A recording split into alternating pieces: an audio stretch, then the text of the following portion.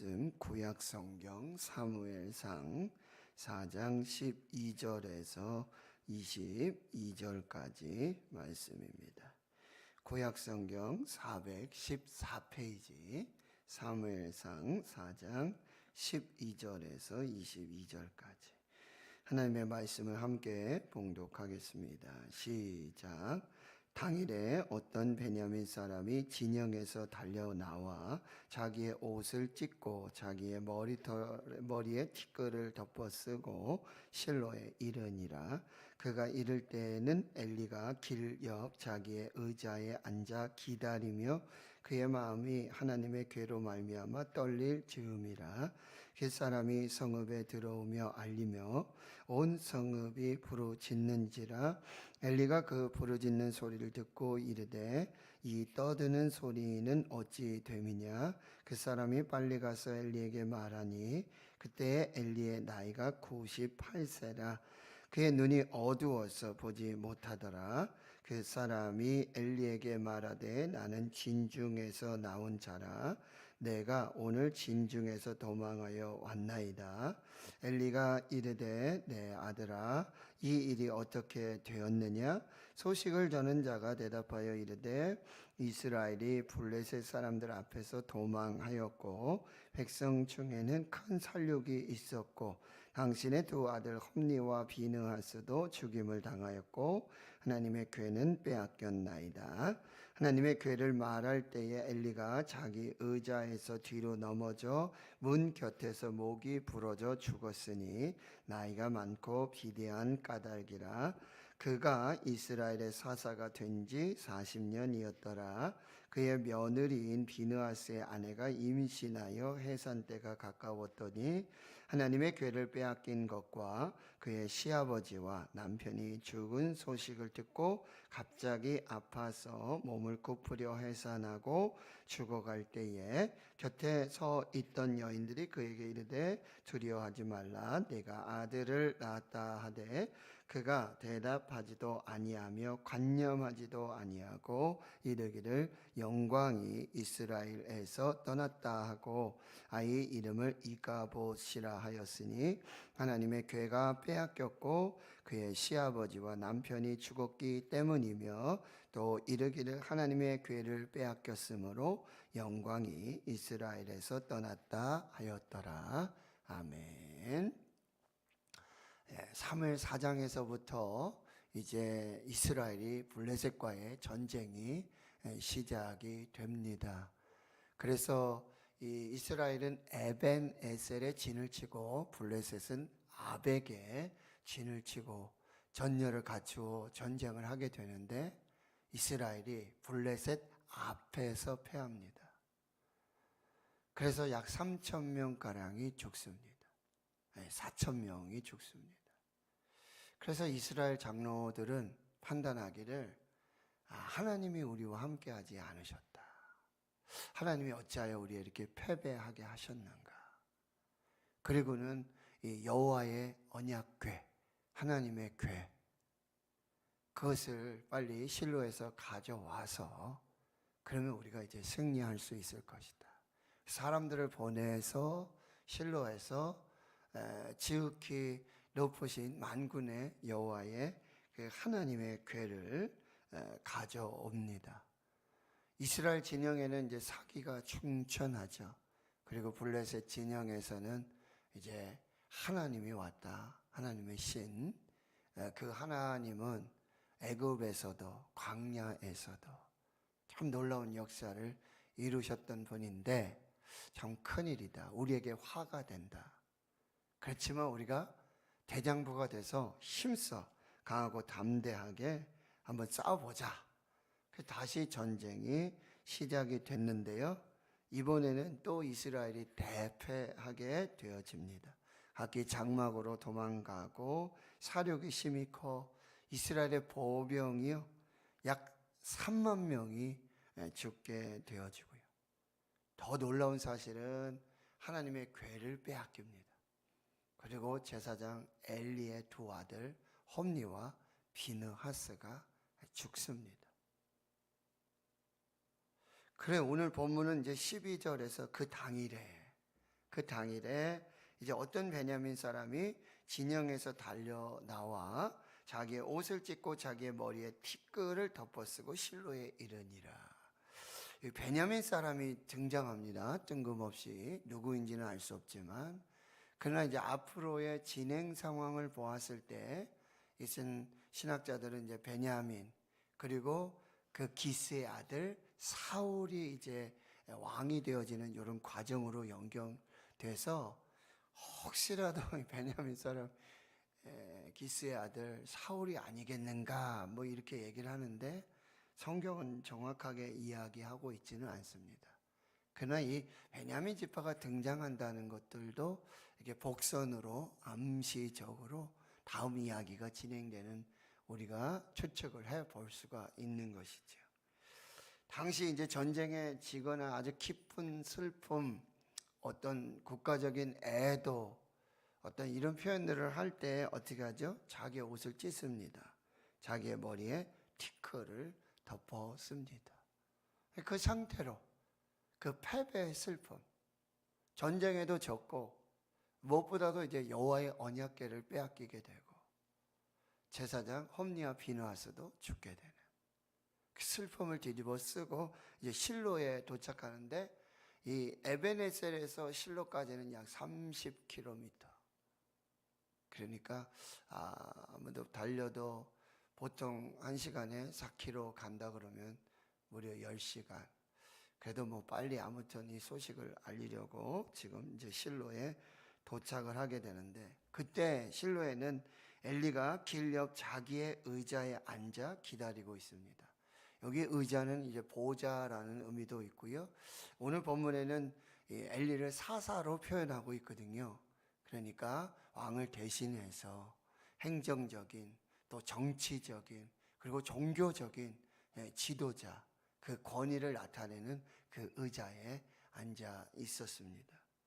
그러며 간절히 기다리는데 이제 여호와의 궤, 지금 이제 여호와의 궤가 실로를 떠나서 지금 에베네셀의 전쟁터에 나가 있지 않습니까? 그러니 이제 엘리의 마음은 이 하나님의 궤, 과연 하나님이 어떻게 지금 하고 계시는가?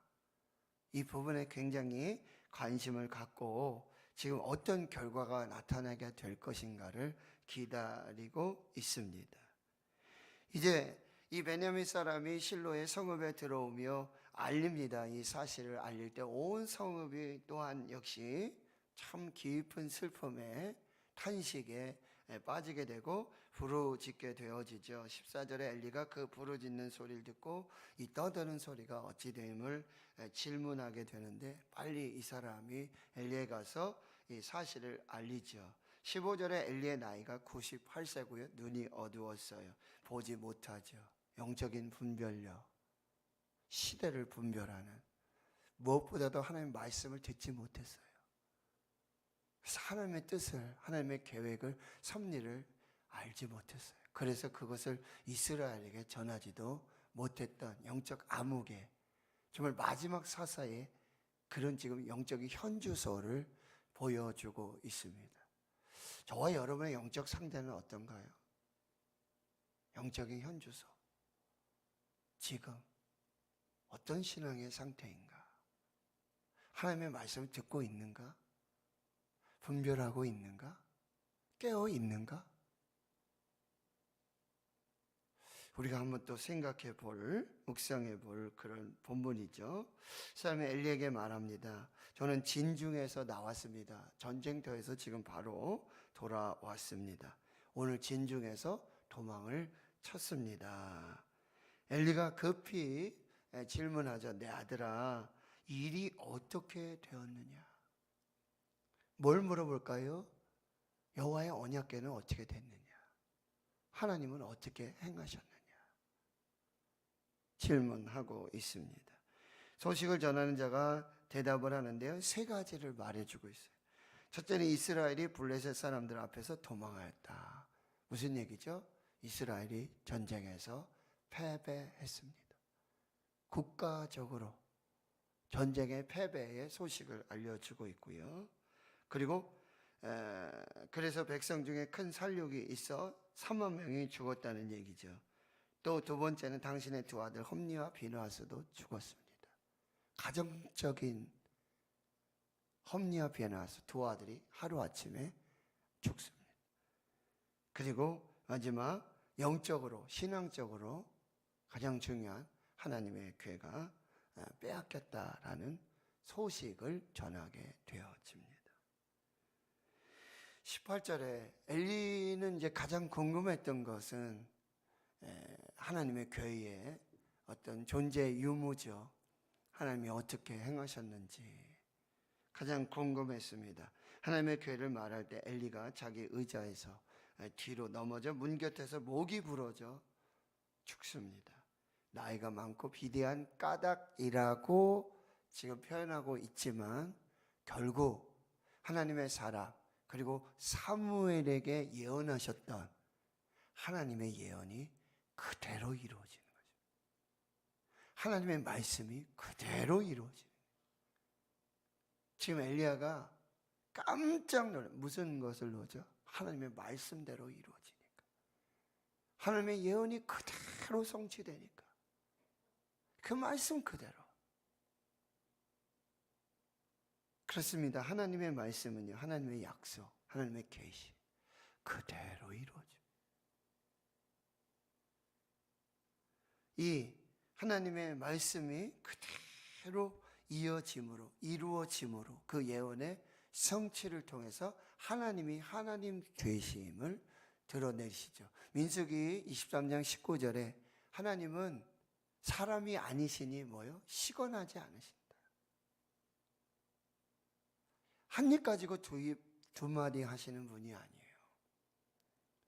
또 거짓말하지 아니하시고 하신 말씀은 반드시 이루시는 분이라고 민수기 23장 19절에 말씀하고 있습니다. 하나님의 말씀은 반드시 이루어집니다. 하나님의 예언은 반드시 성취가 됩니다. 때가 되면 하나님의 방법으로 하나님의 뜻을 이루셔서 하나님의 영광이 나타나게 된다라고 하는 거예요. 이스라엘의 사사가 된 지 40년이 지났다는 거죠.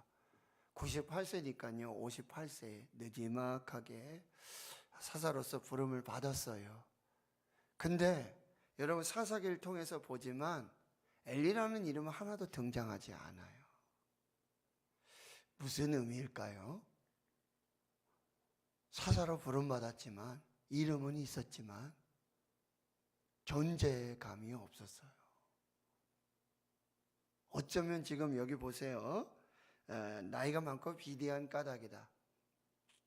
자기 그 아들들이 뭐라 그러죠? 3살 갈고리를 가져다가 걸리는 대로 제사장의 몫이 있는데 하나님의 몫이 있음에도 불구하고 그를 탈취하고 탐심하고 욕심하는 그 아들 누구에게 배웠을까요? 누구의 모습일까요? 어쩌면 엘리의 모습이 아닐까요? 그래서 자기 몸을 비대하게 하는. 고은 목사님 저희 교회 오셔서 부흥회 한번 하셨었는데 노지한 목사 뱃살 좀 빼라고 저거 끊어다가 헌금을 하면 얼마나 될 텐데 농담 반 진담 반으로. 그래서 어떤 목사님은 목회자들 살찌면 안 된다. 어쩌면 그 탐심, 욕심으로 40년을 그 하나님의 놀라운 어떤 영적인 직분을 그렇게 허비하면서 자, 몸무게 많이 나갔어요. 몸무게 많이 나갔어요. 그러면 이 사사 엘리의 영적인 몸무게는 어느 정도 됐을까요? 다니엘서에 보면은 벽에 글을 쓰잖아요. 메네메네 데겔 우바르시. 내가 당시 왕의 저울에 달아봤는데 하나님의 기준에 함량 미달입니다. 저와 여러분의 영적인 몸무게 하나님의 저울에 올라섰을 때 어느 정도일까? 육체적으로 육신적으로는 몸을 불리고 보기 좋고 좀 회장님들 좀 풍채도 있어야 되고 좀 그래야 되지 않습니까? 그런데 그렇게 탐심으로, 욕심으로. 어쩌면 이 비례는 뭐죠? 탐욕의 어떤 크기이지 않을까요? 하나님을 찾고 하나님을 구하고 하나님에 대한 갈급함, 갈망이 아니라 세상의 것을 자꾸 움켜줘. 여러분, 세상의 것은 자꾸 움켜줘도 부족한 것 같죠. 우리가 그렇게 지금 신앙생활하고 있지 않은가. 한 번 더 생각해 보고요. 결국 지금 하나님의 괴가 빼앗겼잖아요. 저는 그런 묵상을 한번 해봤습니다. 우리가 그런 말들 하죠. 나 있을 때 잘해. 있을 때 잘해. 여러분, 하나님이 관심을 주시고 하나님께서 은혜 주시고 하나님께서 복을 주실 때 우리가 잘해야 돼. 결국 이 정말 하나님의 궤, 이스라엘에게 정말 가장 소중하고, 지금 엘리도 모든 신경이, 모든 관심이 지금 여호와의 궤에 있잖아요. 왜 미리 조금 더 신경 쓰지 않았을까? 그 관심을 가지지 않았을까? 여러분, 소중한 것을 소중하게 여기지 않으면, 귀한 것을 귀하게 여기지 않으면, 하나님을 하나님으로 인정하고 하나님으로 섬기지 않으면 결국 빼앗기게 돼 있어요. 그때 가서 울면서 후회해도 아무 소용없어요. 코로나를 보면서 우리가 알 수 있지 않습니까? 우리가 그냥 평소에 일상으로 드리던 그런 예배가 얼마나 귀중하고, 그 한 번의 예배가 아무 조건 없이 제한 없이 드나들던 성전을 몇 명 모이세요. 몇 명 이상은 안 됩니다. 이번 주에는 절대 안 됩니다. 여러분, 우리가 그 예배를 소중하게 여기고 교회를 소중하게 여기고 하나님을 소중하게 여기지 않으니 하나님께서 강제적으로 이사야 말씀이요 1장에 너희들이 와서 번제도 드리고 제물도 드리고 그렇게 허다한 제물, 허다한 예배를 드리지만 하나님 뭐라 그러세요? 너희들 눈먼 제물, 온전하지 않은 제사, 하나님 앞에 믿음으로 드려지지 않는 그 제사, 내가 역겹다 그러는 거예요. 차라리 내가 성전의 문을 닫고 싶다라고 말하고 있어요. 하나님이 그렇게 말씀하세요. 결국 귀하고 소중한 거, 우리가 꼭 지켜야 될 거, 붙잡아야 될 거, 놓치지 말아야 될 거, 그것을 내 임의대로 그렇게 다루게 된다면 결국 하나님 뭐예요? 그거를 거두어 가세요. 하나님 빼앗아 가시는 거예요. 하나님이 그냥 떠나가시는 거예요. 이게 이가봇이잖아요. 지금 이제 비느하스의 아내 엘리의 며느리가 마침 이제 임신하고 있었는데 지금 누굽니까? 자기 남편도 죽고 시아버지도 돌아가시고 그 다음에 언약궤도 빼앗겼다는 소식을 들으니 갑자기 산통이 오는 거예요. 난산이에요. 갑자기 출산하다 죽습니다. 산파들이 두려워하지 말아라, 아들이다. 이건 정말 그냥 인사치레 하는 거죠. 근데 이 비느하스의 아내 엘리의 며느리는 출산하며 아이를 낳으며 아들을 낳으며 죽는데요. 뭐 생각이 없어요. 그러면서 뭐라고 그래요? 영광이 이스라엘에서 떠났다. 이가봇. 이 어디에 있느냐? 가봇. 영광이 어디에 있느냐? 이가봇이라고 짓고요. 그 이름 남기고 그렇게 죽게 되어지는 것입니다. 결국 여러분, 우리가 정말 귀중하게 소중하게 끝까지 붙들고 양보하지 말고 하나님 앞에 지킬 것을, 사랑할 것을 사랑하지 않으면 하나님이 그걸 뭐예요? 거두어 가시는 거예요. 거두어 가세요. 하나님이 스스로 떠나세요. 참 오늘 말씀은요 우리에게 굉장히 말씀을 그대로 성취하시고 엘리 가문의 말씀하셨던 그걸 그대로 예언을 실제로 이루시고 거기에 놀라 엘리가 죽는 거예요. 끝까지 여러분 우리가 심판의 자리 앞에서 자기 합리화하며 변명하며 그러는 것이 아니라 여러분 지금 엘리가 얼마나 후회가 될까요? 엘리 계속해서 하나님의 사람 보내시고 사무엘 통해서도 계속 경고를 주시고 그러면 전쟁의 패배를 통해서도 계속 경고를 주셨음에도 불구하고 엘리와 그 가문이 하나님 앞에 돌아오지 않았다는 거예요. 여러분 후회하지 마시고 회개해야 합니다. 근데 우리가 후회하고 끝날 때가 너무 많아요. 후회하지 마시고 회개해야 합니다. 예수님과 세례 요한이 가장 먼저 전했던 하늘 나라의 복음은 무엇입니까? 회개하라. 천국이 가까이 왔느니라. 후회하지 말고 회개해라. 회개가 사는 길이에요. 회개가 다시 은혜가 시작되는 길입니다. 회개가 다시 축복이 시작되는 길이에요. 회개가 다시 하나님이 함께 하시는 길이에요. 후회가 아닙니다.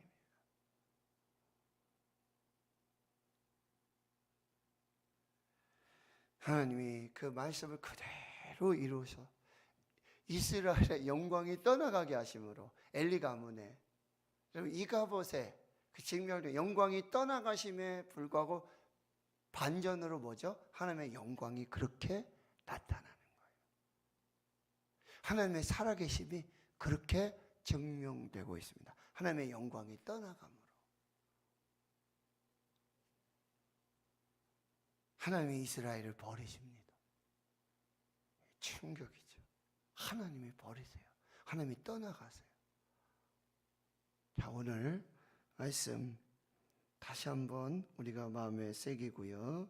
지금 나의 영적인 현주소 상태, 몸만 비대하고 눈은 어둡고 보지도 못하고 듣지도 못하고 깨닫지도 못하고 그런 영적인 나의 신앙의 상태는 아닌가. 그냥 울면서 후회만 하고 있지는 않은가. 내가 회개될 것이 무엇이고 하나님은 그 언약, 그 말씀 예언을 그대로 이루시고 이가봇을 또 통하여 하나님의 영광을 드러내시는 그런 사람들을 보며 우리 한번 다시 이 말씀 앞에 내가 다시 한번 설 수 있도록 말씀 앞에 다시 한번 비추어 볼 수 있도록 하나님 앞에서 그렇게 설 수 있는 저와 여러분 되실 수 있기를 주의 이름으로 축원합니다.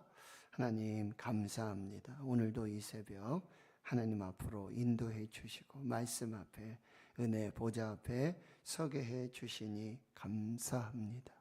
하나님 엘리 가문 이 제사장 아버지 이 마지막 사사가 지금 이제 그 사명을 다하고 정말 하나님의 말씀대로 예언대로 그대로 이루어지며 이가봇 하나님의 영광이 떠나며 하나님의 이스라엘 버리시고 하나님의 영광을 도리어 드러내시는 이 사건, 이 상황 속에서 우리의 영적인 신앙의 현 주소, 주님 우리의 영적인 영안, 또 귀, 마음 하나님 앞에서 어떠한 신앙의 상태인지 또 잘 살펴보게 주여 도와주시고 탐심으로 욕심으로 우리의 아버지 외적인 아버지 하나님 그 외형만을 불리는 우리의 신앙의 삶이 아닌지 하나님 우리를 하나님의 저울에 달아보실 때 영의 무게는 어느 정도일는지 다시 한번 점검하며 하나님 앞에 설 수 있도록 하나님의 영광을 드러내는 것, 하나님의 영광을 나타내는 것, 하나님의 영광을 사는 것이 무엇인지 오늘 하나님 앞에서 그렇게 살아갈 수 있는 저희가 되게 해 주시옵소서. 이제는 우리 구주 예수 그리스도의 은혜와 하나님 아버지의 무한하신 사랑하심과 성령의 내주교통 충만하심이 이제로부터 영원토록 함께 하시옵기를 간절히 축원하옵나이다. 아멘. 오늘